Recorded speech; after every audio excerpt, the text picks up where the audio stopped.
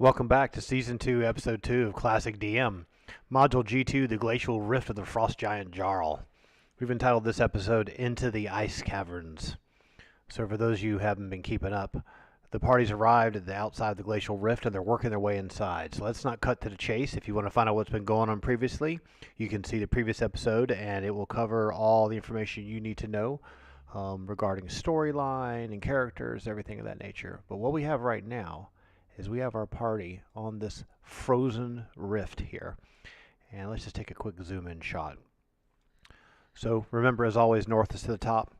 So I've obscured a few elements of the maps with these printed character sheets, which if you ever want to print beautiful character sheets on your own, you can do this on gloss cardstock. Now this may be a little blown out color wise on the web camera because it's 1080p, but this is really, really nice. You can't write on it, but if you make your own character sheets this way, it's really nice. The ones I show you digitally on the right, though, they're from a PDF. So I'm just using this for the temporary to cover up a few things. This is a nice big map. So what we have here, this is 250 feet above the floor. This area here is the floor of the Glacial Rift itself. So this area here is the floor. Way down below, there's rocks and gibbles.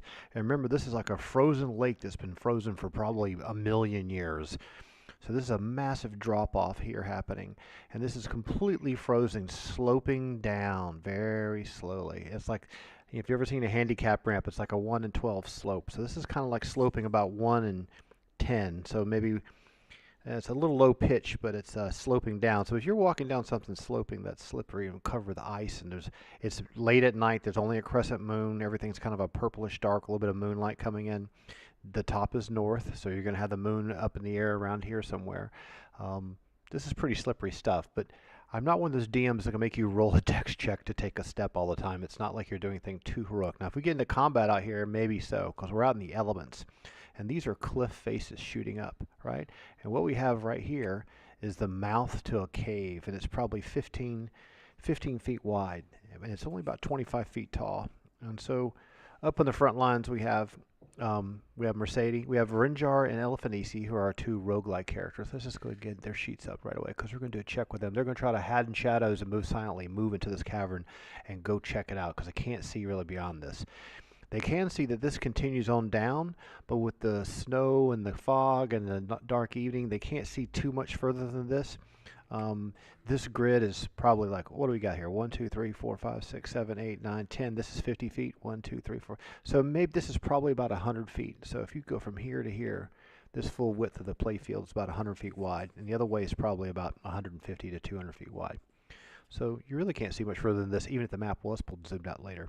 So I know this is way up at the top of the map. We got our camera at an angle, but think about looking up here for a minute here. So before we do anything, the anticipation is that this place is heavily guarded. So Rinjar and Elfanisi are going to hide in shadows. They're going to work their way into here. So let's get those checks going for them right away and kick into the action.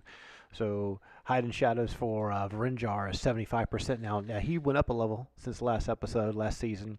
And hide in shadows for Elfanisi, hers is sitting around 68. So 68 for her, 75, 78 for him, I do believe. HS 75%. So let's just do his first. So you need 75% or less, right? That's a 63. That's easy for him, so he's completely concealed. I also want to do a move silently check for him, which is 88%. We'll just do that on another die to the side here. 87. Ooh, that's real nasty, really close. So he's moving silently, completely concealed, you know, and you're going to have a lot of wind sound out here. Now, it's not a blizzard, but there's wind sound howling, and you got an opening, an aperture like this. This is going to make a hollow sound like blowing into a tube. So he's easily able to obscure himself in the darkness and the shadows and move forward to here. Let's give Elefanisi a shot. Her chance to hide in shadows is only 68. She's still level 10. She hasn't hit her next level yet. She's getting close. She's not much further away than he is, but she's 68% to hide in shadows. That's a 24 for her. That's pretty easy. And can you actually see this die? It's kind of concealed on the character sheet, isn't it? So that's a 24 for her. And, ooh, a 0006. That's not 106. That's one thing about percentile die that throws people off. When you see the 00, you keep thinking, oh, I won the lottery. And it's not 600. So that's a 006. So she's completely, absolutely 100% solid. Now, if you're an assassin and a monk, that's exactly what you want to have happen. So what I'm going to do, if you're at my table, I would show you this section of the map.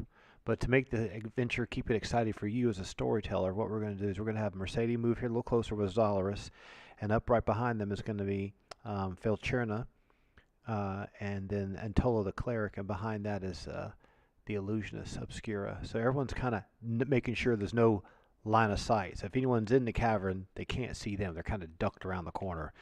So the assassin and the monk, they head inside. They take a look around. They're completely concealed as long as they're doing anything stupid. I would tell them what they see, and then they're going to come back out and report to their comrades what's inside. So 2 caves, one to the south with some sleeping frost giants, 3 total. One to the north, it branches. One to the north, 4 frost giants awake playing cards or something like that, gambling and arguing. So we could probably slip into the cave where they're sleeping, maybe take some of them out before they wake up. There is a passageway that goes a little deeper off to the west, but it just looks like it maybe dead ends. So it kind of looks like that's pretty much it. That's all we can really tell so far. So Mercedes says, okay, I tell you what, you two go work your way in and get yourselves in position, and the monk message, give us a visual signal from the hallway when it's okay for us to come in. So the moment you attack, the 2 of us would move as quietly as we can down the corridor to support you.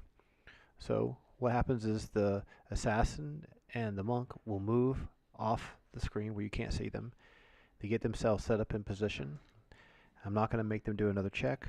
Eliphanisi gives the signal to come like that, and then we're going to roll for initiative and do an attack. So here's how this is going to happen. Because enough of the party can see this room, we're going to move some of these character sheets out of the way to give you a sense of what you could see if you're at the table with me, okay? So what you'd be able to see would basically be this. We're just going to cover this up like that, okay? So what we have is we have Varenjar has moved himself here. Eliphanisi has moved herself here. We have a sleeping frost giant here on a big pile of rugs and furs, a sleeping frost giant here, and another sleeping frost giant here. Now Varenjar's decided to get in the middle, and Eliphanisi's going to slip over on this side, and he's going to actually slip on this side too. So they're both going to get on this side. Assume this guy's like laying on his back facing that way. That way they are attacking him from the back. So Mercedes and Zollars can get to here, and they're going to wait for these 2 to actually initiate their first attack. The Druid's going to slide to here, and the Cleric's going to get here, and the Illusion's going to stay here and kind of watch both ways. Remember, they've come down from a mountain towards their base, their little cave they're hiding out. Now, along the wall here, Mercedes can see that these above, you have these stalagmites. Stalagmites come up from the ground, stalactites come down from the ceiling. So what we've got here is we've got a burning torch way up high, burning up towards the cave, and then the smoke's all being sucked back out. So you have smoke being sucked out. Here's another burning torch, and all these torches are lit. So this isn't a situation where it's all dark and no one can see what's going on. In this cavern itself, though, this is like a frozen ice cave.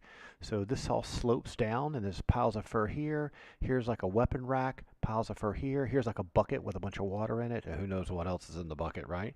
So these 2 have situated themselves completely concealed in shadows behind this one frost giant. Everyone else is sleeping and grumbling. So what I'm going to do is, because these 2 warrior and Zollars have moved kind of here, and remember, Mercedes is not a rogue, okay? She's wearing plate mail. So I'm going to make her make a little dexterity check, and we'll just use the party colors for that. She needs to roll her dexterity less. I'm actually going to make her do it at what I would call a disadvantage, and that means I'm going to have her roll a d20, okay? So her dexterity is, what do we got for her? 15? Yeah, she's 15 dexterity. 15 dex, 15 constitution, 17 charisma. 15 or less. A 4. Okay, so she doesn't make a noise. She tries to walk quietly, and I think that's okay for players to be able to do that. If you're making a conscious, concerted effort to take 1 step at a time and not run down the hallway, you're not going to have a lot of problems achieving that. I just make you move as a disadvantage roll on a d20. So let's do the same thing for Zollars. His dexterity is only 15, so 15 or less. So he's a 5, so his roll's okay too. Now what we're going to do, I'm going to zoom the camera in just a touch here as we get into the action, because you don't really need to see the outside as much. So let's just do this zoomed in a little bit, like this. And then we can pull some of this junk in, like this. Let's slide this over here, and I'll give you a better view of the actual room.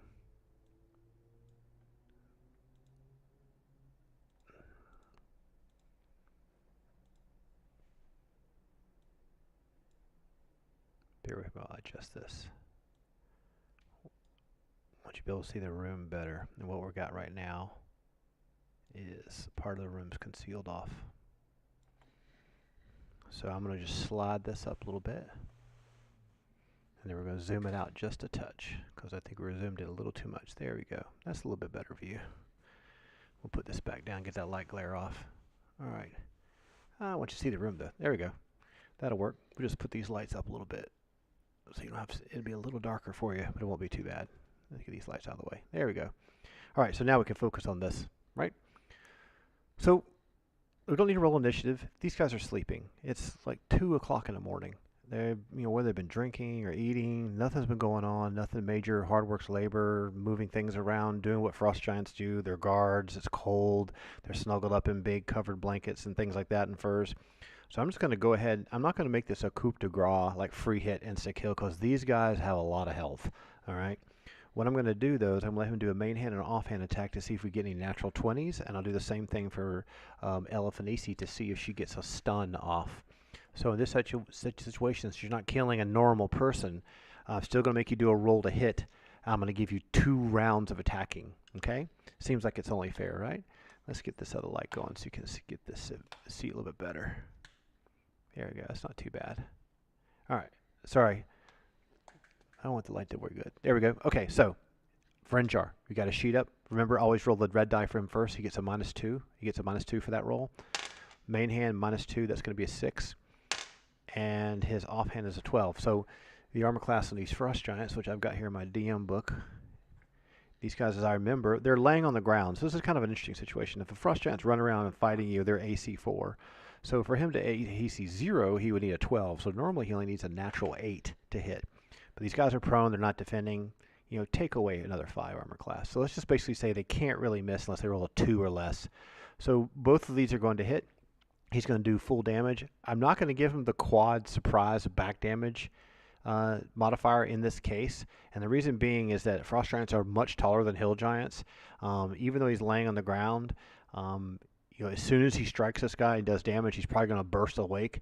I'm not going to let him just flat out one-shot kill the guy. Now, some people like to play the assassination rules where you can roll for a percentage chance to assassinate and things like that. I don't like to do that. The reason why, because I think those rules are designed to assassinate a human being, like a president or something terrible like that. Good Lord. So let's just make this bigger so you can see. Okay, so we're going to just roll the damage, and we're going to get to attack again after this. So Vrenjar, against these large enemies, it's 1d8 plus 6. Okay, so he's going to roll 2 d8s, and you can add 6 to each of these rolls. Okay, so 7 and 7 is 14. So this is basically a 13 and a 13. So 13 13 is 26. And so these guys have 80 health. I'll keep track of this first one here. That's 26. That puts him down to 54. So this guy, I'm just going to write right here. He's at 54. And then I'm going to give him another set of attacks again. That's a 9, which is really a 7 and 18. And let's do the damage on the second attack.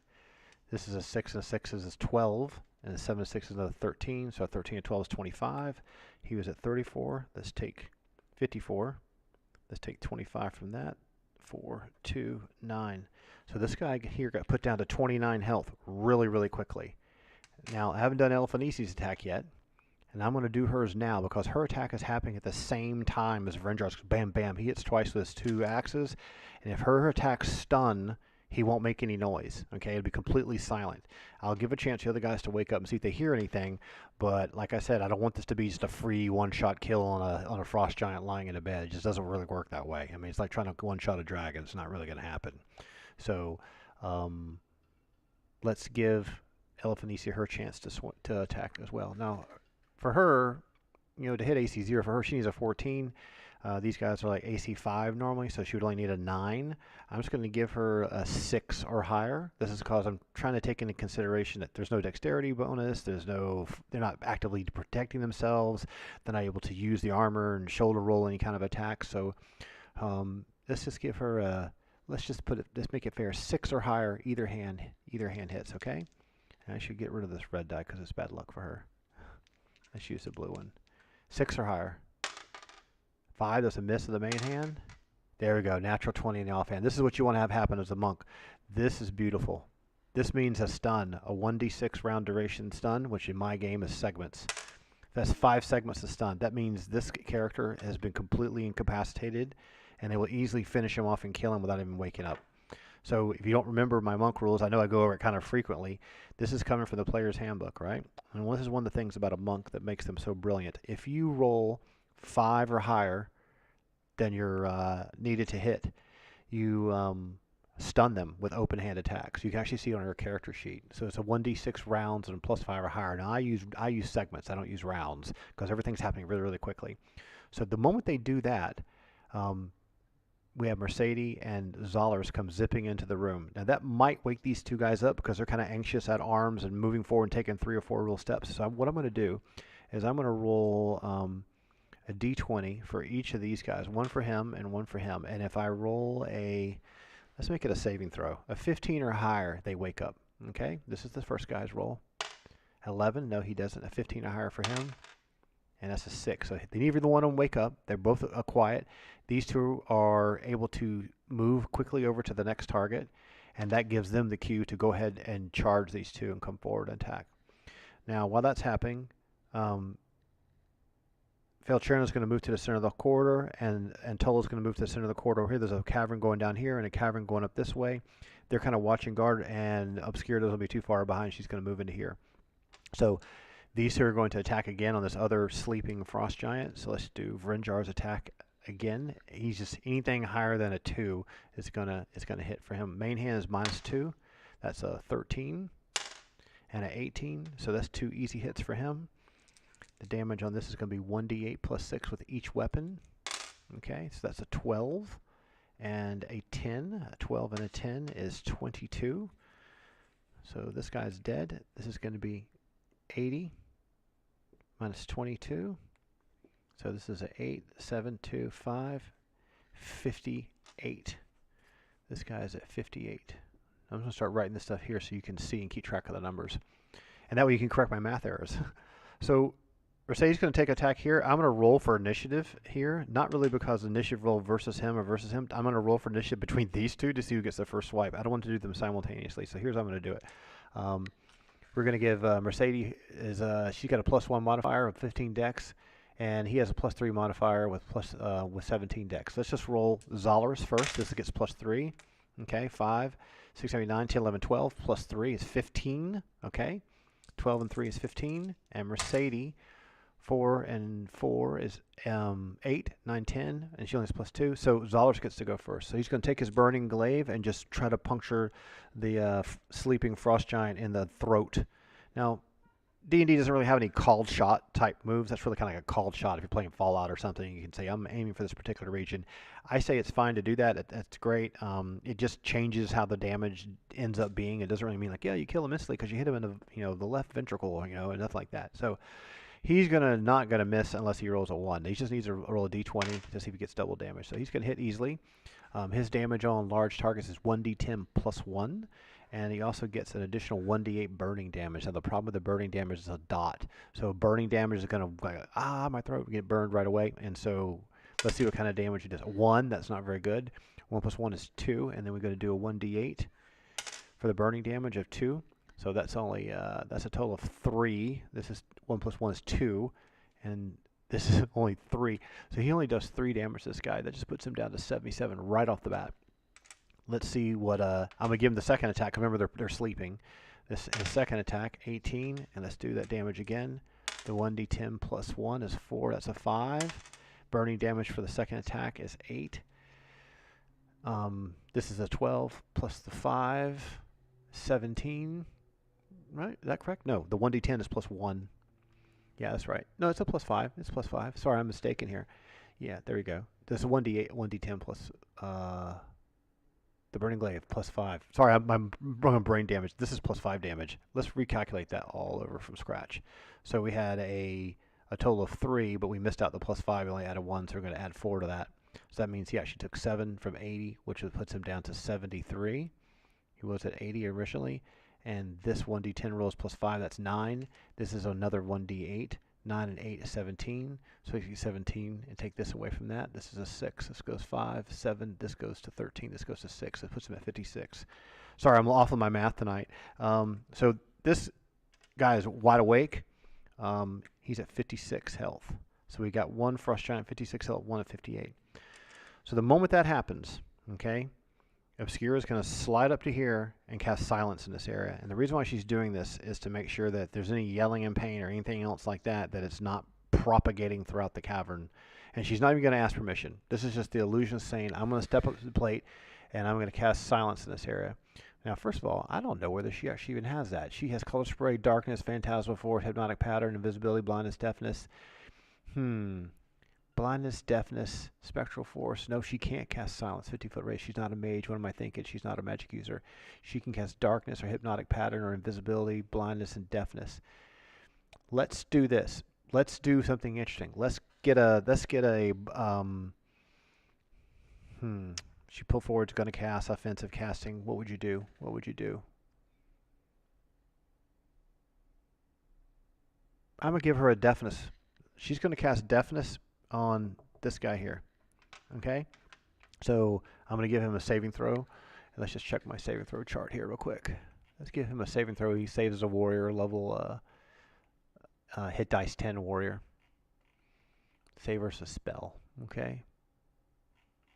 Here we go. Fighter, save versus spell, 10, 11 or higher. If he rolls 11 or higher, he'll save against this, and he won't be completely deafened. Oops, that's wrong die. What am I doing? Here we go. Oh, a natural 20. So she cast this spell on him to deafen him, but it has like no effect whatsoever. So we need to go do this combat over here next. Before we do other actions here, I'm going to give the druid an opportunity to move in through the room and make a movement. So I'm going to let her move into here. She's going to move in here and decide what to do. In case someone tries to run, she could do an entangle. The cleric knows that no one's taking any damage. He's going to stay with Obscura in case she gets attacked, but he is going to take a step here. Now I need to check as DM to keep it honest that if any noise has happened so far, does it propagate down the corridor? So I'm just going to have to do that off screen for you. Okay, we'll see what happens with that. That'll be interesting. So we got 56, 58 health, and we'll take care of this chicken scratch here. All right, so damage on this guy here. He got hit. He's awake. Let's get some good old-fashioned straight-up initiative going. This is the initiative for this guy here. 5, 6, 7, 8, 9, 10, 11. And let's give an equal initiative for Eliphanisi and Verinjar working together. Whoops. All right. So 11, 5, and 11. Ooh, that's a tie. Okay. So they've gotten 2 free attacks, right? This guy wakes up, chop with 2 axes. Seems kind of a tie. What would you do? You wake up, you've been damaged, you've been hurt, 58 health off of 80. That's pretty nasty. Technically, whoever's the fastest would get to go first. So I'm going to rule that the people that already got the jump on him are going to get to attack 1 round first. I'm going to have the druid take a step forward and take a swipe at him as well. He's actually looking at the druid when he wakes up because he's rolled on his back looking that way. So we're going to go ahead and let him go have these 2 attack first and then him. And he'll attack the druid will attack him. Okay? That sound fair enough? Alright, so now we go to regular armor class type of combat. This is a situation that even though they're attacking from behind, they're no longer concealed or anything like that. We're just going to be regular to hit AC 0 type of roll. These guys are AC 4 or 5. They're AC 4. So to hit AC 4, he needs an 8. So Vrinjar's main hand is -2. So that's a complete miss of the main hand. And the offhand's a 1, that's a flub. So in this situation, when he takes his left hand, his offhand swing, he swings, that puts him out of position, and he takes a step to the middle of the room. Eliphanisi is going to be the same type of situation, but her to hit AC 0 is 14. So this is an AC 4, so she needs a 10, okay? A 10 or higher. Remember, she rolls a 15 or higher, she's going to get a stun off. You know, there's a miss, and a natural 20, so there's a stun. My goodness, this is where monks shine, right? So that's 4 segments of stun. That's 24 seconds of stun on this guy. Let's roll the damage too in case he lives through it all. He probably won't. Since they have enough health to live through the damage the characters could do in the round, it's also going to be double damage. So her damage is 3 to 13. Now, technically, all of Season 1, I did this as a 1d10 plus 3. Right? That would really give you 4 to 14. So technically, what that should be is 2d6 plus 1. Now, if you're a real hardcore old school player, you caught that. And no one said anything yet. So we're going to go back. We caught my mistake. We're going to do it this way. So 2d6 plus 1 for her damage. 2 and 1 is 3. And it's going to be plus 1. There's no strength bonuses for Monk or anything. So this 58, he's going to take a total of 4. That just puts him down to 54. And remember, he completely missed. Then let's let the Frost Giant attack the Druid. So the Druid rushed forward. She's got her scimitar and her wooden shield in her hand. She's just going to engage in melee. She's armor class 0. To hit armor class 0, these guys only need a 10, and they hit very, very hard. He's got his two-handed battle axe next to him. He pulls it out, gets hit in the back by the monk. Then he gets ready to do his attack. Now, the problem is that she landed a stun, so he can't do that. It's going to completely nullify that action. So he's in place stunned. Because he's a Frost Giant, I'm going to cut the stun duration to half. I know that's really mean and really brutal. That means 12 seconds to stun. So the Druid's going to get a free attack on him. I'll remove any kind of dexterity style defensive bonus. I'm going to put him in armor class 7 for this situation. So a 5 or higher will hit for her. Okay, 5 or higher. 13, so she hits. She doesn't do tons of damage with her scimitar. She's 1d8 plus 2. Okay, so let's get a 1d8 plus 2 on him. That's 7. So the 54, we're going to chop that down a little bit more. 54 minus 7 is 40. What is wrong with my math skills? I must be brain damage. 54 minus 7, 47. That's what I thought it was. I really need to go back to 3rd grade sometimes. So he's at 47. Okay. He's stunned.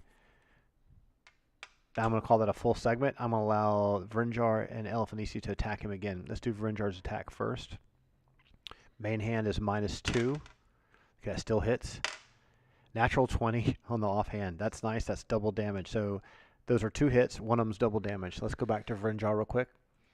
All right, so he is going to be, let's get the math right this time, is 1d8 plus 6 is his damage on main hand and offhand. So we'll roll both of these. Each of these gets 6 added to it. Okay, that's a 1, which is a 7, and this is a 10. And a 10 and a 7 is 17. That puts this 47 down to an even 30. Okay, remember he's stunned now. Now, the second one I rolled was, this is a 10, so it's doubled. That's another 10, so I forgot to double that. That's down to 20, so he's really damaged badly now. Now Elfanisi gets her strike. If she lands another stun, I'm going to say he's dead because there's no way he can defend himself after taking that much damage. She only needs, normally it would be a 9. I'm going to give her 6 or higher hits. Okay, there's a 14. That hits easily. That's also more than 5 for another stun. This is not, that's a hit, but it's not a stun. This is another stun for 2 more segments. So she's going to do decent damage to him. Let's go ahead and roll her damage. So both of those were hits, right? Okay. 3 of 13, which is 2d6 plus 1. 2d6 plus 1, that's a 10. And then 2d6 plus 1, 3 plus 1 is 4. 10 and 4 is 14. That puts him down to 6 health. I'm going to call him dead. So this guy got slaughtered. He almost got something going, but he got wiped out. The stuns just ruined it for him. And that's the power of the monk for you. Soft DPS stunning machines. Okay. Let's go over here. Simultaneously, this other combat's happening over here with this other Frost Giant. Okay, so we need to, we tied initiative, if I remember correctly. So we're going to let the Frost Giant take a swipe at one of his 2 targets. I'm going to have him use his right hand and go for the female. Maybe some kind of a sexist judgment there. I could roll a percentage chance. I'm just going to have him go for the female with the shiny armor directly in front with a 2-handed weapon. Maybe doesn't feel as threatened by the fellow that's next to him. So I'm just going to have him pick her randomly. Her armor class is relatively decent as well. So she's AC -2. These guys only need a 10, okay, to hit AC 0. So they need a 12. Natural 12 to hit Mercedes. Frost Giant on Mercedes, 2-handed battle axe. And 18, that's going to be very nasty. These guys hit for 4d6 damage. That is really nasty hit. Okay, there's no strength modifier. 4d6 damage on Mercedes. Oh, that's our nasty roll. So 6 and 6 is a 12, plus 2 more is 14, plus 3 is 17 damage off her. But she's, 132 hit points. So let's just keep track of her over here to the side. 132 minus 17, 2, 1, 1. 115. So she's at 115. We'll just write that here. Okay. That was his attack, though. So now everyone gets to retaliate. Now they just dispatching this guy with a stun, so he can't turn around and attack him because remember these attacks happen simultaneously. These are happening simultaneously, and no other actions are happening here. So let's have Zolorus get his attack first, while Mercedes is supposedly like defending that first attack and taking damage. So to hit AC 0, he only needs a 6. Only a 1 will miss for Zolorus. A natural 20. This is nice. Natural 20 is going to be double damage. It's going to be 1d10 plus 5. Okay, 1d10 plus 5. 6 plus 5 is 11. And then he has the burning damage, which is only 1. 11 and 1 is 12. And this guy, oh, did we erase how much damage he took? I think we did, didn't we? Let's just say he was at an even 50. I wouldn't want to scroll back in time and take that off. So let's just say this is a 6. This is plus 6, plus 5, excuse me, 11. And this is the burning damage for 12. Let's take 12 off of this, and let's put him down to 38. Big mistake trying to do that in the future. Okay, 38. All right, so that's the end of that round. He gets to attack again. He's going to continue to attack her, and then they'll get their retaliation attacks. Then the rest of the group can move in to do something, okay? So let's get ahead and get his attack on Mercedes again. 36 health left. What does he need to hit her again? To hit AC 0, they only need a 10. So to hit her, they only need a 12. So 5. So she got lucky on that roll. It could have been more nasty damage. So now let's give her a chance to retaliate. To hit AC 0. Only a 1 will miss for her. Only a 1. Okay, so she hits pretty easily. Her damage against a large target is 3d6 plus 5. And let's just take these 3 here and do them. Okay, 6 and 6 is 12, plus 5, 17. This guy was at 35, 17. We'll just round this off to 17 and keep it easy. Zollers are going to get attack as well. Only a 1 misses, 16, 1d8 for the burning damage of 6. That puts him down. That'll put him down to 11. Now let's do the glaive damage, which is a 1d10 plus 5, right? 1d10 plus 5. What's the glaive damage? What's your glaive damage, dude? 8 plus 5, 11. This guy's dead. Okay, so I gotta do a noise check. That was a pretty nasty little fight. There's a little bit of banging going on. This is a stun. This guy took some decent damage. He could have yelped, but it was like 1, 2, 3, less than 12 seconds. This guy's dead. So I'm gonna do a behind the scenes check and see what's happening. Okay, that's what I thought was gonna happen. So unfortunately, someone comes bebopping down the hallway here, yelling in Frost Giant. And here's what's very interesting. Obscura picked up a sword. Let me show you her character sheet. She picked up a sword in the previous adventure, a +3 giant slayer that speaks all giant languages. So she has the sword with her, and she doesn't wield swords. But when you have a weapon like that and it has an ego, it can communicate with you telepathically. I know it sounds kind of nerdish, but that's how the magical swords work in the first edition. So this sword would be able to... He's coming to get you. He's going to kill you. The sword will be able to talk to you and tell you what's happening. And if you were thinking about what did that giant just say, the sword would immediately translate it for you. So that's enough to kind of create confusion. You hear this giant yelling down the hallway, what's going on, and she hears the noise, so she can actually take a step back and him take a step back. But let's roll for initiative because he could have surprised them. All right. So if this giant, if I'm going to give him a roll for initiative of 3d6, whoops, sorry. But if this totals over 10, I'm going to give him a surprise. Okay. 5, 6, 7, 8, 9, 10, 11. So he's surprised Antola and Obscura, but let's see if they can beat that. They need to roll higher than him to win that. 6 and 5 is 11. Oh, hang on. 11. 12, 13. This is a tie. I'm going to give him the surprise in this situation. And the reason why I'm doing that is because they weren't paying attention, and with the sword talking telepathically to her, what the giant's saying, and him saying, what's all that noise? What's going on? Whatever he says, he's going to get surprised. Now we're going to do a regular... roll for initiative type of attack for who gets to move first. The distance, so they recognize each other as 15 feet away.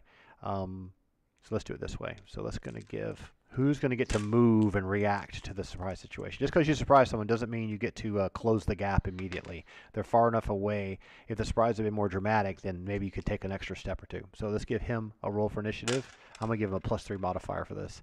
6, 7, 8 plus 3 is 11. Let's give these two an equal initiative roll. 5, 6, 7, 8, 9. Okay, he gets to close the gap. He's going to come straight for the weaker looking, younger, Obscura female and take a swipe at her. And this could be very nasty when you have only... Well, her armor class is not bad, but she doesn't have a lot of health. So to hit AC 0, he only needs a 10. To hit her, it needs a 12. So trying to hit Obscura right here, 12 or higher hits her. A 1. Oh my goodness, he got so lucky. So for a Frost Giant, we're using a huge, massive... 10-foot long two-handed battle axe, taking a huge, massive sidelong swipe at her. Right-handed, he would swing and be spun out of position and facing the wrong way. Okay, that's happening at the same time that this kill just happened. So he's able to peek and see this, and she's able to see what's going on, and the druid will be able to turn around, but I'm not going to turn the tokens around. I'm going to keep them oriented for you, and they would see this and have reaction as well. So I'm actually going to give the party an initiative roll. And I tell you what I'm going to do. We're going to do it like this. is going to initiative roll, but if they roll a 10 or higher, I'm going to give them movement. Otherwise, they're just ready to attack the next round. Okay, 5, 6, 8. Okay, 14. So let's give these, give everyone a movement. I'm going to give everyone two squares of movement, which is 10 feet. So 1, 2, 1, 2. I'm going to have her go this way, 1, 2. I'm going to have him go 1, 2. And remember, she can move twice as fast as everyone else. So 1, 2, 3. And she can't get through this 2 clogs, so she's got to stay here. Okay, so she's actually going to swipe back around here. So everyone's trying to work their way in. This is 10 feet plus another 5. Trying to get 3 heavily armored people with weapons out, you can't really get them all through that opening. It's too tight, so everyone needs to kind of stay back. So he's out of position. The cleric can do something. The cleric in this situation is going to take a step forward and take a swing at her, and she's just going to backpedal out of the fight, and there's no attack of opportunity because of the flub. That makes sense. Going kind of quick here. So let's see. Our battle cleric wants to step up to the plate and do some damage now, doesn't he? There's no reason to cast any spells or do anything. He's just going to take a swipe at the guy. Now, this is going to make a lot of noise, and I think everyone realizes that things may be getting out of hand. So to hit AC 0, he only needs a 10. These guys are AC 4. That just means he needs a 6 or higher. Okay, Antola needs a 6 or higher. Oh, a natural 20. That's nice. So the damage on a large target, he's just using a one-handed flail. One-handed flail isn't that awesome of a weapon. Does a little bludgeoning damage, hit the guy in the kneecap. It's 2d8. It's only 2d8 plus 4. We're going to double that, though. Okay, so that's a 2, and a 3 is 5. Plus 4 is 9. Double that, it's 18. So these guys all have 80. Okay? So 80 minus 18 is going to put you down to, what's that? 62? 62 for him. So you just took a swipe at him. There's also an opportunity for him to block the passageway to prevent this guy from attacking her. He was going to attack her. He's going to turn around. He sees the rest of the party moving forward. I'm going to give him a kind of an intelligence check. Like, should I get my buddies? Because now I can see that there's 1, 2, 3, 4, 5, 6, 7.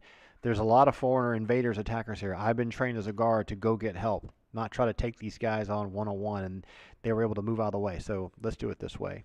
Frost Giants, I would give them a 10 intelligence at the most. Okay, if he rolls 10 or less with no disadvantage on 3d6, he knows to go and get help. Okay, it's almost like a saving throw in reverse. Okay, he knows to go get help. So he's going to try to disengage from the combat. That'll give the cleric an attack of opportunity to hit him from behind. The cleric's going to need a, I want to give him, he only needs a 10 to hit AC 0. This guy's dropping his guard. AC 4. Give him AC 6. So a 4 or higher and he hits him in the back. But he's not going to stun him or anything. 4 or higher. A 2. So he takes a swipe at the guy as he goes by. And this guy starts moving down the corridor. Now, the movement rate of these guys isn't as fast as you think it would be. Okay? But at this situation, the amount of distance the group can go and the amount of distance he can go to run and go get help is, they're not going to catch him. Only Elefanisi could possibly catch him, and it might be around the bend. So in this situation, the druid's actually going to push through and wind up and entangle and try to entangle him before he gets out of line of sight. So that's a really smart move to do. Let me pull that up for you. Okay, this is like a ranged root spell if you ever played EverQuest 1. So where is our entangle? There it is. It's only level 1. Really quick spell. Just snap it off real fast. But he's going to get a saving throw versus spell. And these guys are 10 hit dice. So, I mean, saving throw versus spell is 11 or higher. If you roll 11 or less, you fail. So 11 or higher, and he's going to make the saving throw. A 5, so he actually fails the saving throw. So he gets entangled. I like to do the entangle like to be 1d6 per level of the druid. So let's just, and that's a segment per level. So let's just give it this way. So that's 5 segments of entanglement, or rounds, so you know how my game works. So he can't move, but he can yell out. So I'm going to have him a chance to start yelling out in, Frost Giant, help, help, blah, blah, blah, invaders, whatever the alarm might be. And that's a chance for Obscura to turn around. And she just tried casting deafness before. Is there anything she can do to stop him from doing this? There's really nothing you can do. I mean, he's already started yelling. There's no way you're going to stop him from yelling. The reaction of the group that's over here that I know what's happening, they're going to go ahead, and what's going to happen is I think we're going to have to just go for it. She's got him entangled. She got the spell done. Mercedes going to push to here. Zalris can push around her to here. Vrinjar can push to here, and I'm going to allow Elefanisi to slip around to here, okay? But Mercedes with her bravado and Zolaris are going to just rush forward and choke this corridor that's only 10 feet wide, and the clerics can allow them to pass and slip past. So this guy's at 62 health. They're going to get a free swing at him from behind while he's yelling and trying to raise the alarm. So they can only miss on a 1, remember? This guy's not that great at armor class. So to hit AC 0, you only need a 6. So this guy is not actually defending, is at AC 4. Normally she'd need a 2 or higher. So unless she doesn't roll a 1, she hits him easily. So that's a 15. And her damage is 3d6 plus 5 on a large, giant-sized target. 4, 5, 6. That's also 6 plus 5 is 11. So let's take that 62 and reduce that by 11. That puts that down to 51. Okay. That's a decent two-handed swing, but not amazing. So this guy has to put the number up here now. This guy's at 51. He's entangled, so he won't be moving. Let's get Zolaris' attack. Same situation. We'll literally only miss her on a 1. Okay. Him, not her. A 10. It's pretty straightforward damage on him. 1d10 plus 5. So let's do it this way. That character sheet's written in a weird way. I need to fix that. This is the damage from the glaive itself. 1d10 plus 5, that's 11. And then burning damage from a burning dot, which is non-modified, is 1. 11 and 1 is 12. 12 off of 51. So 10 off of 51 puts us at 41. Then take the extra 2 off. Let's put that down to 49. Excuse me, 39. 39. So he's pretty damaged, but he's not down yet. I'm going to give him a chance to turn in place and twist and take a swipe, and he's just going to take a broad swipe and potentially try to hit both targets. This is something I let people do with two-handed weapons. When you're that close together in that close proximity, if you hit the first target, your follow through will hit the second target. So he's trying to hit Mercedes. Now she defends, as if she's parried or deflected the attack. Excuse me, so the follow through move won't hit. So what does he need to hit AC 0? These guys only need a 10 to hit AC 0. To hit her, they only need a 12. So if he rolls a 12 or higher, he hits both targets. Okay? We'll use a red D20 for him. Let's get the other dice out of the way here. 12 or higher, right? AC 0. Need a 10. Negative 2. 12 or higher. 7. Okay, so he takes a big swing. Two-handed weapon misses. That's lucky. Could have hit both of them. Remember, only she's going to her return attack. I am going to give the rest of the group a chance to do something. She just cast a spell. There's really no room to do anything. I think what Renjar is going to do, if I'm playing him, I'm going to hide in shadows. He would probably whisper to her to do the same. Obscura is going to move back. The Druid's going to move back, anticipating. They'll know how many giants, like 10 might come around the corner here. The Cleric's going to stay here. He's going to try to hide in shadows. There's a torch right next to him, casting light at him, so he's actually going to try to pull back into the room and hide in shadows. I'm going to give the roll now, but he's not going to be able to do another action this round. So just give you a reminder, remember the assassin leveled up last episode, so his hide in shadows is 75% now. So that's a 10. That's a 10, a flat. It's a straight up 10. So that's easily hidden in shadows. Let's give him a move silently roll too. MS for him is 88 and a 68. So he's completely concealed in the shadows and blends away. He's asked her to do the same thing. I think as a monk, I think what would you do? What would you do? What would be the best thing to do? I think you'd stay with your sister. So she's going to stay. She's going to move back with her sister and disengage. He's going to take a step back, and then Obscura is going to be here so she can have a line of sight to this. Let's go back to the melee combat here. Let's give an initiative roll because things got a little complicated, and his friends are showing up in the hallway, unfortunately. So we've got 34 health, and let's adjust the camera a little bit so you can see what's going on here. Because this is all happening a little north of the Pecos. There you go. A little bit of glare there, but it's not too bad. At least you can see a little bit what's happening. So this fella here showing up with reinforcements, and there's more behind him. Whoops. Stuff happens. So he's his bravado is higher. He's only at 34 health. But we're going to get our good old-fashioned initiative roll, no modifiers or anything. This is the Frost Giant's initiative roll, which is 5, 6, and 7. And we're going to give one roll for the two frontline fighters of Zolaris and Mercedes. 5, 6. They lose initiative. He gets to take a swipe again. Once again, he's going to another big, broad, two-handed swipe, trying to strike both of them simultaneously. If it hits the first target and gets past his defenses, it'll hit both targets. And we'll just turn this away a little bit so you don't have too much light in your eyes. All right, so 12, if I remember correctly. You need a 10 to hit AC 0, and Mercedes in the front lines, and while she's actually defending, She's -2, so 12. Okay, 12 on the d20. 19. Okay, so you finally got the big nasty swipe off. These guys do 4d6 damage. Okay, let's get the evil black dice out for this guy. 4d6 damage. I don't know if you remember Mercedes took some damage earlier. Okay. Ooh, that's a beautiful roll for the bad guys. Okay, this is a 10, 6, 16, 17, 18, 19. 19 damage on her. I'm going to have the damage roll on Ozarus as well. We just shot this to the side. 115 minus 19. Let's put her at 96. She's at 96 health.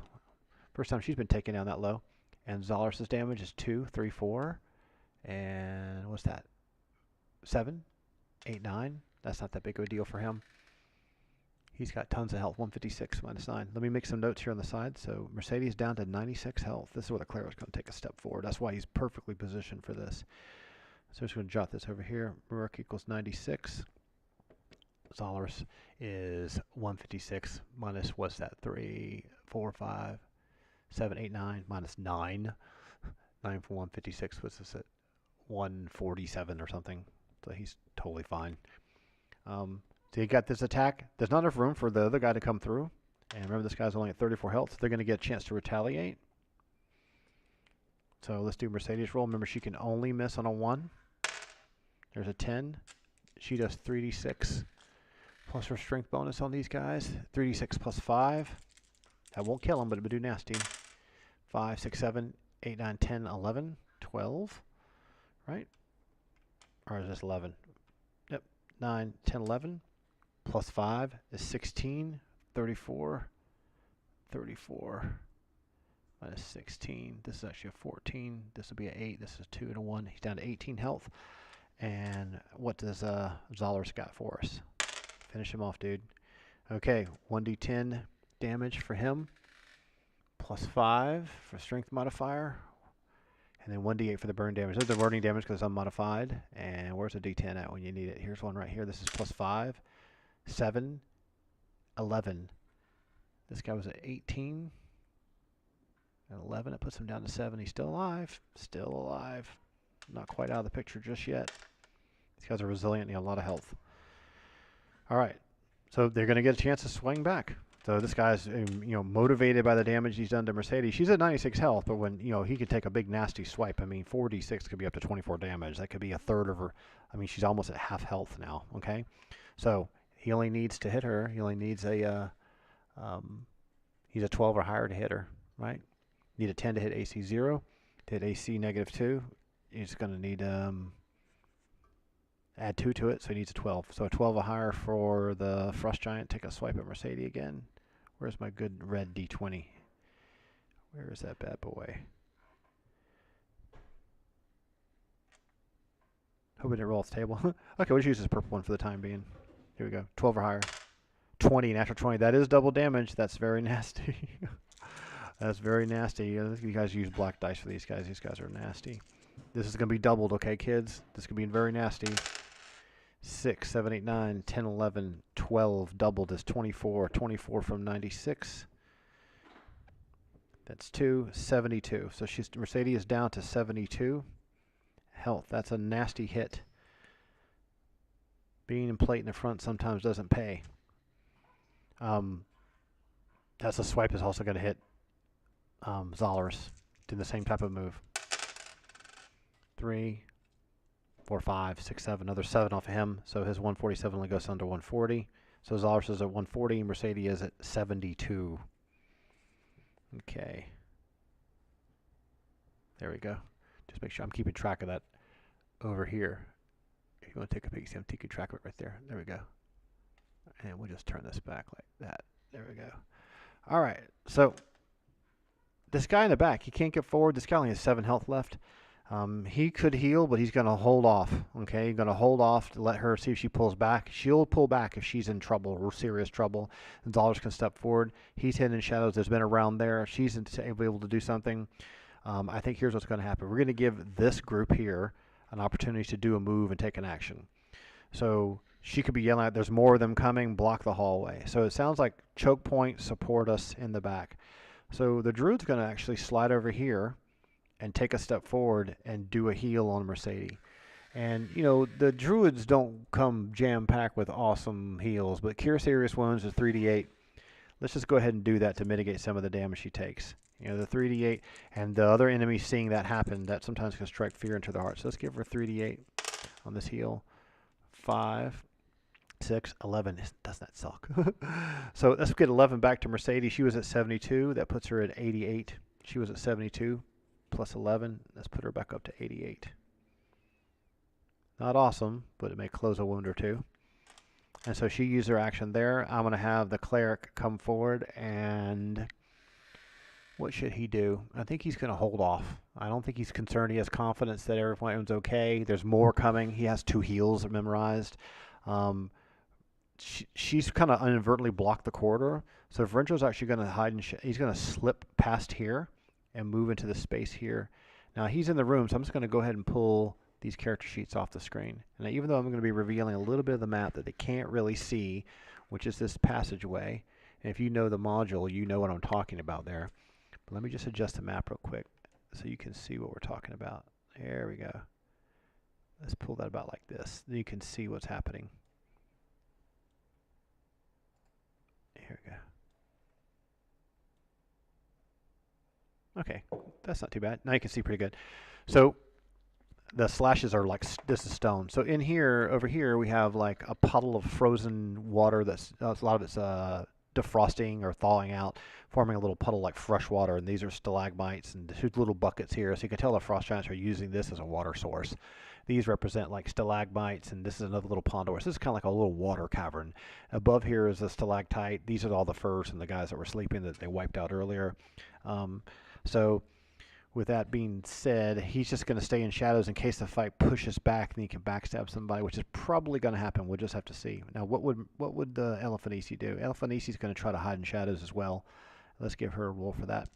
Her hide in shadows is 68, if I remember correctly. Let's just pull the sheet up and take a double check. HS 68. Let's see if she hides in shadows correctly. Easy 20. Move silently for her is 83. 77, easily done. So she's completely concealed herself well, and she's just going to slip over here in the full same movement rate as him and come get next to him. That way the 2 knives in the dark, or open fists in the dark, can whisper each other and say go, go, go, and attack at the same time. So they're going to wait in the wings to attack. The druid would see this action happening, and she's just got done casting spells. So the next round she'll take a movement. He's not going to do anything but keep the hallway choked like a battle plan. And you're just going to resolve this combat here, and this guy will probably drop. He only has 7 health left. So here's what we're going to do. We're going to take a swing with Mercedes. She can only miss on a 1. There's a 5. Her damage will probably wipe him out quite easily. We'll get her sheet up for you real quick in case you've forgotten. Because, you know, you don't have your sheets at home with you, do you? 3d6 plus 5. Let's give her her roll. Okay, 5, 6, 7, 8, 9, 10, 11. 12, 13, 14, plus a 5. Okay, this guy wipes out. He's dead. The Entangle will wear off that round anyway, which I was keeping track of separately. So you got a dead guy in the hallway and angry brothers coming to avenge his death. Oh, here's that other red d20. So let's get rid of this chicken scratch here, make things a little clearer. So we have the alarm is raised, and we have more frost giants barreling down the corridor, and it's just wide enough where they can do it, but they can only run in one at a time. So when that kind of situation presents yourself, these 2 aren't really intimidated by this. This is working out pretty well. If they know tactically, if they pull back to this hallway, we could have 2 on 1 that could split off. She's not really aware of if you're sitting at the table, you're aware the assassin and monk have set this up. But if you were actively playing Mercedes, you were fighting in the front line, and you took this massive damage, you don't really know your comrades. They're not whispering you, hey, we're going to hide in the shadows. Like, you wouldn't know this. To be fair, she's going to maintain her position. The druid knows, so she's going to take a step back, but she sees it, but the Mercedes is not relinquishing her position, so she doesn't really know how to handle it.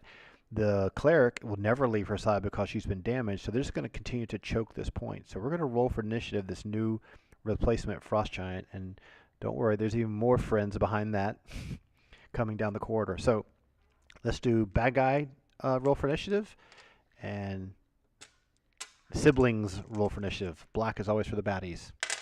So Frost Giants, what do they get? An 8. What's our party get? Choke in the hallway, which is really just the 2 fighters. 5, 6, 7, an 8 to tie. What? What are you going to do with this? Okay, so technically you could do a weapon speed thing, but these guys, they're rushing forward. They just watch their comrade get killed. They're not going to step up on the corpse and meet him halfway. I'm going to go ahead and let the first Frost Giant take the first swing at someone. And I think what he's going to do is going to try to focus fire her because she looks hurt. So he's going to take a swipe at her. Remember, he only needs a 12 to hit her. Okay? A 5, very lucky. So he completely misses her with an overhead smash. Now they get to retaliate. So let's just do Mercedes roll. I'm going to roll both d20s. The purple one will be for Mercedes. I don't know if you can see the color or not. Probably not enough light. We'll do the purple one for Mercedes, a 12, and the blue one for Zolaris, a 9. Both of those are hits. So let's see what kind of damage these kids can do. So Mercedes is 3d6 plus 5. These are fresh Frost Giants, okay? 5, 6 plus 5.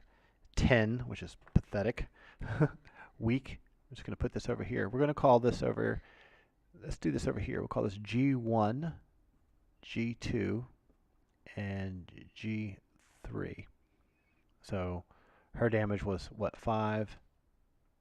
6 plus 5 is 11. So 80 minus 11. That puts us down to 69.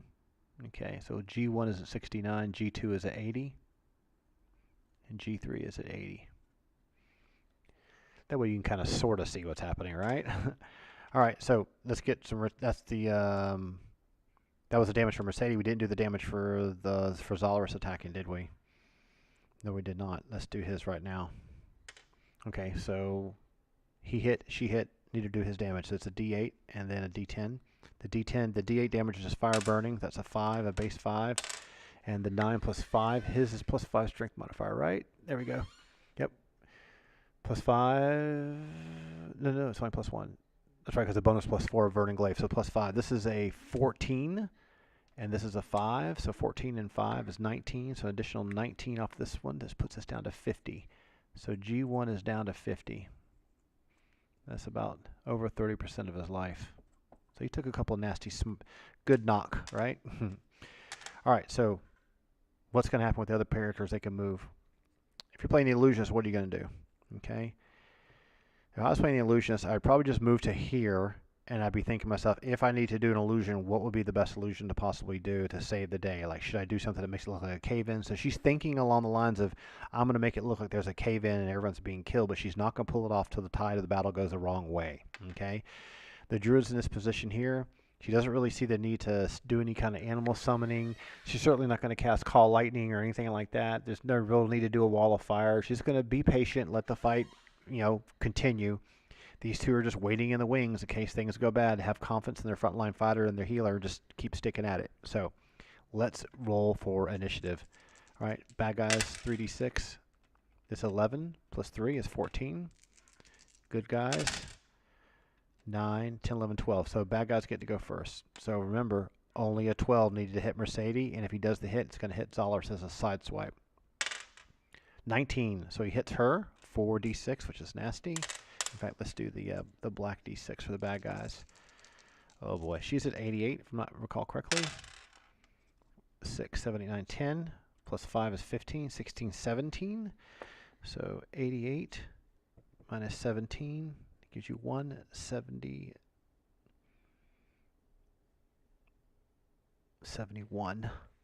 That puts her down to 71, kind of countering the heal she got a moment ago. And that same damage is going to apply to Zolaris. But I'm going to roll it differently. I'm going to roll his damage separately because of fall-through attack.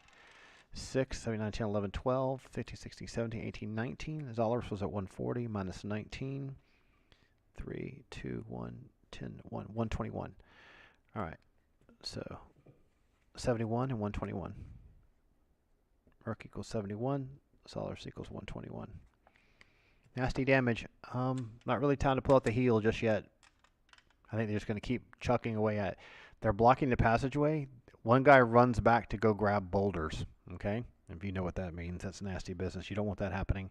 This guy here is trying to jockey for position, telling him to make room for them to get through. And the other guy's just going to maintain fighting because he thinks he's going to get a kill on her. So he just attacked her and did the damage to both of them. They get to retaliate. Mercedes only going to miss on a 1. Okay? 14, that hits quite easily. 3d6 damage on her plus her strength bonus and the enhancement bonus on a weapon. Excuse me, 3d6 plus 5. 3, 6, 7, 8 plus the 5 is 13.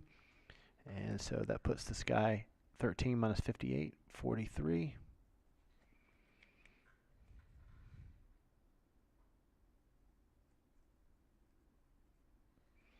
Okay. And now Zolars gets an attack. Only misses on a 1. Sometimes not missing is great, but when your damage output isn't incredible, that's when you need something like an assassin to backstab. But the way things are tactically working out, they're just going to have to keep attrition war this. So a 1d10, let's do this damage into 1d8. So there's a burning damage that happens every round. 3. And the 6 plus 5 is 11. 11 and 3 is 14. So take 14 away from 43. 43 minus 14. This becomes a 3. 2. 9, 29 health. That's pretty good. So this guy's getting chewed up pretty good now. He's at 29 health. This is keep retaliating, okay? Back and forth till somebody drops.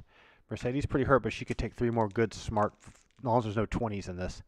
Take a swing at Mercedes. Remember, he only needs a 12 to hit her. We'll use the red die for the bad guy attack. Frost Giant, sweeping attack with a battle axe. 13, that's a good solid hit. 4d6 damage. Ow, this hurts. 3, 4, 5, and 5 is 10, plus the 3 is 13. So 71 minus 13. This is 6, 5. That's 11, 8. Mercedes down to 58. She's getting hurt pretty bad here, but she's holding the course. And let's do the damage on Zolaris. 2, 3, 4, 5, 6, 7. I technically should do a damage reduction on that, but I don't think it's worth doing. 7 for 121. That would only put you at 114. Let's put it 115. No, let's do it properly. Sorry, my math skills are off tonight. What do we got for damage here? 3, 4, 5, 6, 7. 121 minus 7. 7, 8, 9, 10, 11, 4, 1, 1, 1, 4, 114. Okay. So Mercedes at 58. That's really low. 114. She is going to... I know what I do. I take a step back, but she's going to stay in there. And she's going to just trust her healer. And I'm going to have him take a step forward. And I don't like doing this. I don't like doing this at all, but I'm going to do it anyway. I'm going to have him cast a heal on her. But I'm going to have him do it after after the next round. Because the next round won't kill her no matter what. He knows she's damaged, so he's preparing to cast heal, getting in range for a touch. Now remember, heal completely heals all your health except for 1d4. There's no saving throw or anything like that, so he knows he can keep her up. She has confidence that this guy has 29 health left. Their next round might kill him, and then she can maybe he can tell her to get out of there, and they could shuffle position. So for the time being, he's just staying in range for the heal. He's prepared to cast it, got his flail ready. All right, so let's do retaliation damage here. Let's do Mercedes first. Let's give her a roll to hit. She only missing a 1. 13, that hits easily. Let's just do Zolaris' roll too. A 20, so his is double damage. Let's do her damage first. 3d6, 5, 6, 7, 8, 9, 10. Her bonus to damage is 5, 15. Hers isn't double damage. 29 minus 15 puts him down to 14. And then Zolaris is probably going to one-shot this guy. This is going to be double damage, but not the fire burn. Okay, that's 4 plus the 5 is 9 is 18, and this guy is finally dead. So you get 2 flumped over corridor. When this guy falls, he's going to fall forward, and everyone's going to take a step back. Okay, just in time for the other guy to show up down the corridor and hand a rock to him, who's got the rock in his hand. He's jostling the rock and getting ready to fire a rock down the corridor. Okay, the giants love doing that. These things hit really hard, and they're really nasty. They don't hit as hard as a double-handed battle axe, but he's trying to fire a rock at them. Everyone needs to kind of take a step back. So what we're going to do to keep this fair, we're going to roll for initiative. So we're going to do a 3d6 for the bad guys and 3d6 for the good guys. So the 3d6 is for these two here. Can these two guys launch projectiles down the corridor, whatever they can see? So their initiative roll is going to be 3, 4, 5, which is really low. And the party's roll is 4, 10, 11. So the party wins initiative roll. We'll just put this to the side here so you can compare it. This guy's dead. Let's get his chicken scratch off the map. He is gone. Okay. Okay, so you guys win initiative. What are you going to do? I think Antolo's going to grab Mercedes and pull her back by the shoulder blade and try to tug her this way And what I'm going to make him do is I'm going to give her a little dex save with a disadvantage, okay? This is your comrade. She's felt him grab her on the shoulder before. He's trying to pull her out of harm's way. She knows that he would only do that. It's the smart thing to do, that she's being too bloodthirsty. Her constitution is 15, her dexterity is 15. She's got to roll 15 or less on a d20, okay? So she rolls less than that, so he grabs her, and I'm going to do a charisma check with her. She rolls her charisma or less on a d20. She's convinced that she can keep going. Okay, so she's convinced she can keep going, so he actually tries to drag her into the corridor, but she says no and shrugs him off and steps forward again. Zalaris is going to rush forward here while these guys are trying to throw rocks and try to lunge and attack the first Frost Giant like that. Obscura is just going to slide back out of the way. The druid's going to slide over this way, and these two guys are saying, pull him down the hallway, pull him down the hallway. He's going to slide back to here, and Mercedes is going to be here. So let's, we want the initiative. Everyone reposition themselves. Zalaris is the only person that's going to actually get a melee attack. So he needs a 1 to hit this guy. Oh, that was almost a 20. Did you see that roll over at the last second? So it's 1d10 damage, and then 1d8 for the burning damage. So 1d10 plus 5 is 7. And 6 is 13. And this guy is 80 fresh health. So I believe it's 67.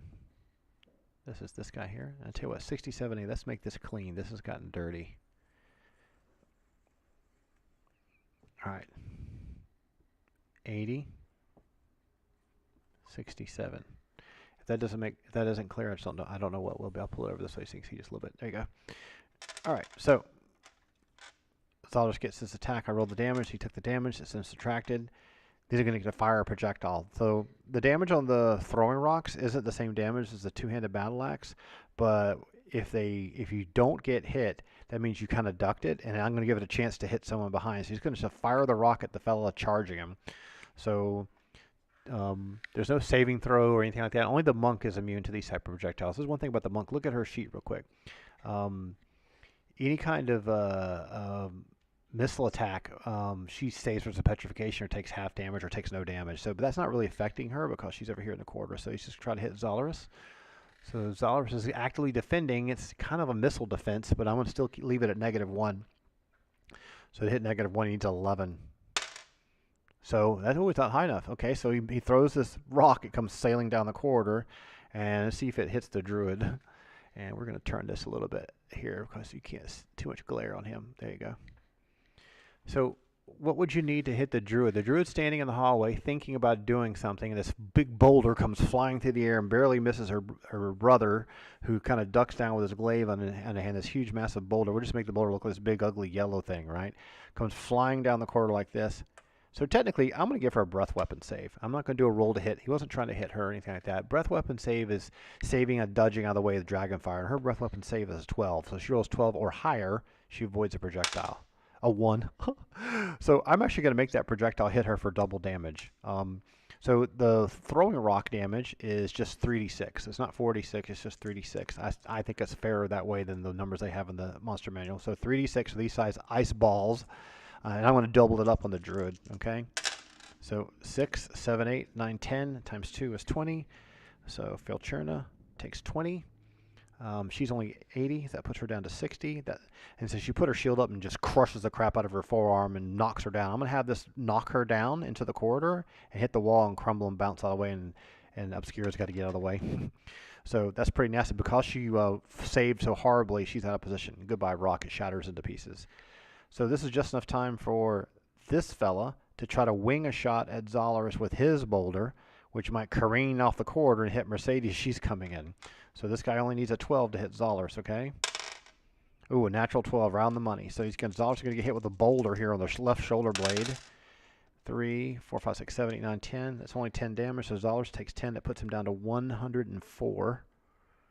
Not a lot of damage. Just glances off his shoulder. 104. Now here's the problem. I'm going to have to do a breath weapon save for Mercedes because right when she comes whooping it up down the hallway to come do something heroic, even though she's totally damaged, she's only at 58 health left.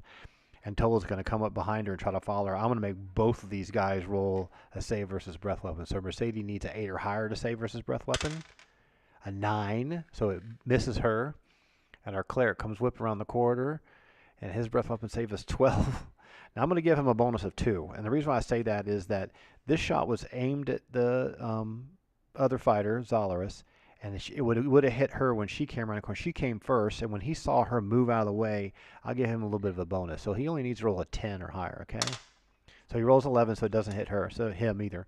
So the other boulder comes flying and careens off this wall and bangs, and Russ comes to a rest in the hallway like this. We'll just leave it there as a prop, okay? All right, so now everyone gets attacked. Mercedes gets to close the gap and attack him. The druid gets to come forward. He's got that heal ready. He's going to fire it off. He's just going to say, as soon as she gets in position to melee and does her first attack, I'm sorry, I don't care what you're saying, I'm going to cast heal. Because all the projectiles are flying down the hallway, these two realize that where they are is not benefiting. They're going to come and look and see what they can do, but they can't get into the melee because it's all choke point, and these two are not stubbornly withdrawing. So we're going to just do a regular melee attack. So let's just do it to Zalaris first against this guy and have Mercedes go against this guy as well. They'll focus fire. At least they know how to do that. Zalaris can only miss on a 1, and there's a 1. So he tries a massive glaive attack, and what I'm going to do is I'm going to put him out of position as if he missed and the Frost Giant took a sidestep. He's now out of position, and it's up to him whether he's going to turn and face him. Might turn his back to her, and then it's her chance to attack him. And she only misses him on a 1. 14, so she hits him pretty handily. Let's just get Mercedes' sheet up real quick. I need an automatic sheet switcher. I'm trained a puppy to do that. So 3d6 plus 5, 6, 7, 8, plus 5, 13. So this Mr. 67 health goes down to what? Minus 3 puts that at 4. Minus 1 is 54, right? So he's down to 54. And this is our last fight. We'll wrap this episode up after we get these guys killed. All right. So he's damaged. Now Zalaris is out of position. These guys get to retaliate. What are they going to do?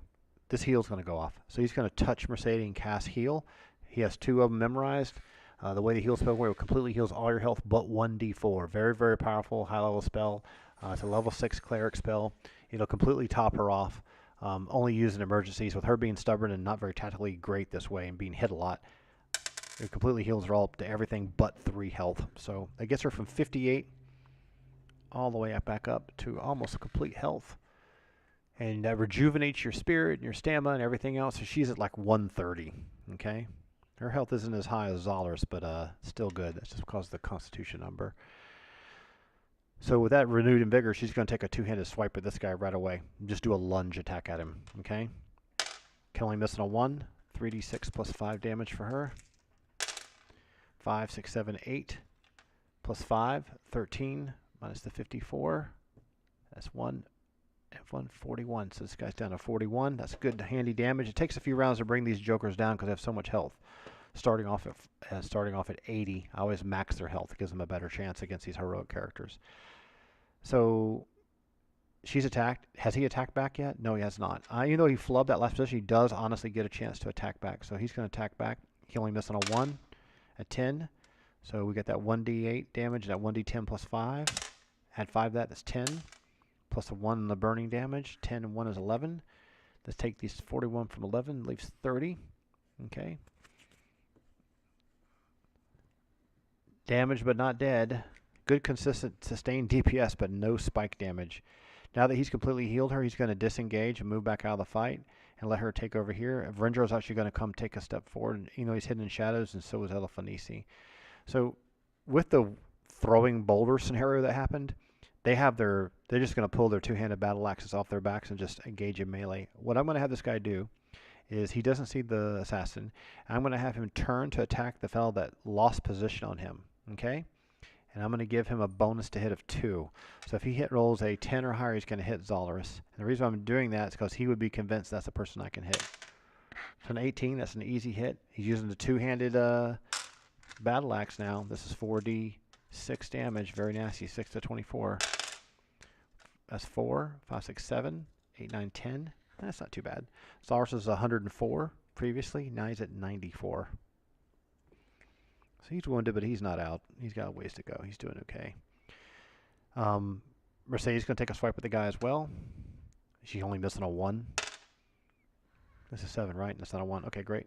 And her damage is 3d6 plus 5, 11, 12, plus 5 is 17. 17 from 30, 13. This guy's at 13 health left. Just in time to steal Vrinjar's Thunder. Vrinjar's going to backstab this guy. So with both axes right in the spine. Hopefully that'll convince his friends to give it up, but I doubt it. So the main hand attack for Vrinjar, let me pull his sheet up for you so you can see his stuff. Remember, he's a quad damage backstabber he was hidden in shadows, moved silently, waited for the right opportunity, wait till the guy's back is turned, move forward. I'm not even going to give a check for him because he was switching weapons and swinging with his two-handed battle axe. Very nasty to hit. AC 0 needs a 12.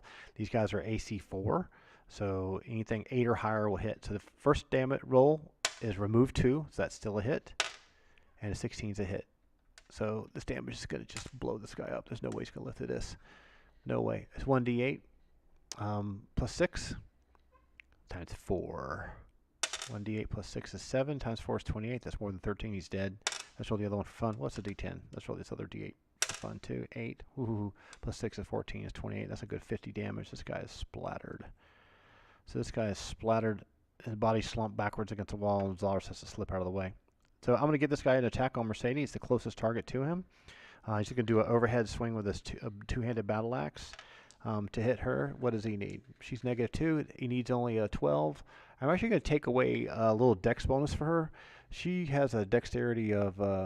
she has a -1 defensive adjustment for her dexterity. I'm going to take that away from her, so she only has -1 armor. So these guys normally only need a 10, I believe, to hit AC 0. So you only need 11 to hit her, okay? 11 to hit Mercedes. And 8, lucky, very lucky, very lucky. Now that that's happened, Zalars can take a step forward and attack him. Mercedes can attack him as well. So let's just do these rolls right away. This guy's full health hasn't been touched. Let's do Zalars first. An 18. Let's do his damage. 1d10 plus 5 is 11. Plus 4 is 15. 15 from 80. 80 minus 15, that should be easy enough. I should be able to do that in my head, right? 65. I would never be good at giving people change at the store. I would always give them 25 cents too little. So 65, he's down to 65. Oops, just bump the camera, hope that's okay. Let's just turn that back a little bit. There we go. And let's do Mercedes attack. She can only miss on a 1. There's a 5. Hers is 3d6 plus 5. 5, 6, 7, 8. 9, 10, plus 5, 15, another 15. Now this is 50. Now that's math I could do. 65 minus 15 is 50. All right, that's pretty good damage, but he's not down for the count. Unfortunately, Elephantisi can't do anything. There's no room to get to the passageway. Vrinjar, you know, this is 10 feet wide. These two guys are clogging the court. He can't do anything. He can't get close. He's just going to maintain position, okay? Can't do anything. Doesn't have a throwing weapon, no ranged attack. So I'm going to give this guy a counterattack. I'm going to have him attack Zalars, who's already damaged. He saw the magical spell go off from Mercedes. He's not really going to respond to that. So let's go to get this guy a roll on Zalars. So Zalars is actively fighting now, so I give his dex modifier back, -1. So to hit AC 0, these Frost Giants only need a 10. They're going to need 11 to hit him, okay? Oh, he hits him finally. Good lord. 66. Nasty overhead swing with a two-handed battle axe. Oh, that's nasty. 6, 79, 10 plus the 8. 18 damage. Zalars was at 94. 94 minus 18. 8, 7, 14, 8, 6, 76. So Zalars is at 76. I'm getting better at the math thing. Hey, if your kids don't play D&D, they should, because they get good at math fast. Better than me. All right, so he got hit pretty nasty. Mercedes gets an attack on him, and Zalars gets an attack on him as well. So Mercedes can only miss on a 1. There's an 11. 3d6. Let's get her sheet up again. I believe it's 3d6 plus 5 for her. Yep, that's correct. 5, 5, 10 plus 2. 12 plus 5, 17. This guy was at 50. Let's take 17 away. That's going to be 3. This would be 4. 1 from 4 is 3. Let's put him down to 33. So let's just put that down like this. 33. That's pretty nasty. Zalars going to get a return attack. 10, an easy hit. And we're going to do 1d10 plus 5. 6. That's pretty pathetic. Plus 5. 11. That puts him down to 22. You know, it's times like these when you're the assassin in the back, like, give me that crossbow, please. These guys are taking too long. There's no way really to get through. I just can't. There's nothing he can do. He just can't get any closer. They're just going to have to battle it out another round. So let's give Mr. Batty, he's got his two-handed battle axe. He's the last guard in the next chamber, a chance to swipe at him. He's going to keep sticking on Zolars to the end. There's just no one else left. I'm not even going to make a check to see if he runs. Let's get rid of that boulder. A 2. That's a complete flub. So I'm not going to give him a 1 flub dramatic, but he's just going to take a big swing. I'm just going to have him take a 1 step here and allow Zolars to take a 1 step back. So it's more like this. Mercedes can take a step forward, and Vrinjar can shuffle, but he's not in a position where he can swing in between. So return fire. Let's do Zolars first. He's only missing a 1. 1d8 plus 5 is 10. Sorry, I'm going fast on the damage, not giving you the sheets at the same time. 10 from 22 puts him down to 12. And an 8, well, puts him down to 4. He'll burn to death from the dot. I'm going to go ahead and roll Mercedes' attack because it would kill him, and he's like 4 health left. She can only miss a 1. There's a 19. She deals 3d6 plus 5. All you need to do is 4 damage minimum. Okay, this guy's dead. Splattered. Boom, dead. So resilient enemies, but not necessarily that much threat. Their damage output's good. It's easy for them to hit the party, but they aren't a massive threat. The melee train method is still working. We haven't had to use any kind of crazy spells. So here's what we're going to do. Everything's done. Everything fight's over. They're going to search the bodies real quick. Let's see if they find anything of merit in here. I got my notes right over here, just to be absolutely sure. So they don't really have anything on them per se. So everyone's going to move into the room that they came from, right? And then everyone can just slide on through the area here. This is a pretty noisy fight, but no one knows what's over here. So here's what's going to happen. We're going to move the party north into this north passageway. I'll switch the map. Let's get these baddies who are dead off the board. And we'll see the next chamber. And we'll see what they find in that room there. And then we can use that room, hopefully, to get everybody healed up and set up kind of a temporary camp. I don't think they want to return all the way back out to the cave they were at originally. Because remember, Mercedes is at 130 health. Zolars is at 76. Infiltrating is at 60. So there is some damage in the party here, but it's not the end of the world. So we're going to pull the kids off the map. And we'll switch maps real quick and see what's in this next. Let's get the chicken scratch off. And what room number am I looking for? We're going to investigate room number 1. All right. I got that right over here, already ready to go. Room number 1. We could just lift this up and get this map out of here. I could use a glass of that frozen glacial water right now.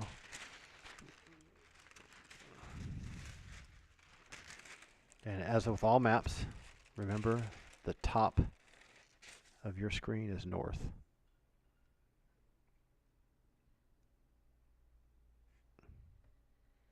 Let's drop this down like that. That's a pretty decent view. Let me adjust it just a touch here because it's a little goofy looking. Let's pull this in like this.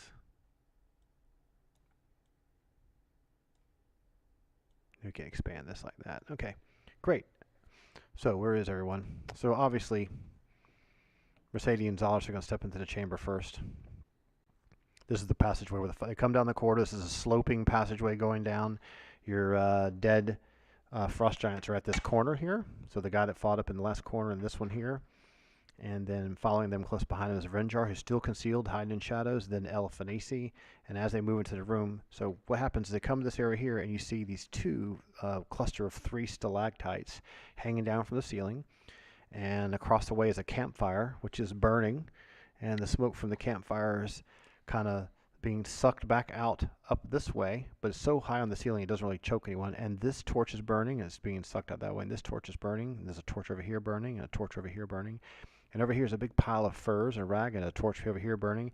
This is a big, massive, huge, heavy, thick oak table, something that probably weighs 800 pounds with massive stools next to it. But they don't really look like they've been disturbed too much, but some of them look pushed out. So it's almost like, and here's a big pile of these ice rock boulders over here. So they're just going to go ahead and move into the room and walk into the room carefully and check to the right, check to the left. Vrindra's going to zip over here. And I'm going to actually have him do a quick little check of hear noise. So he's going to go down to the passageway, and this just goes really, really far south into the darkness. And he's just going to say, "Shh, everyone, be quiet."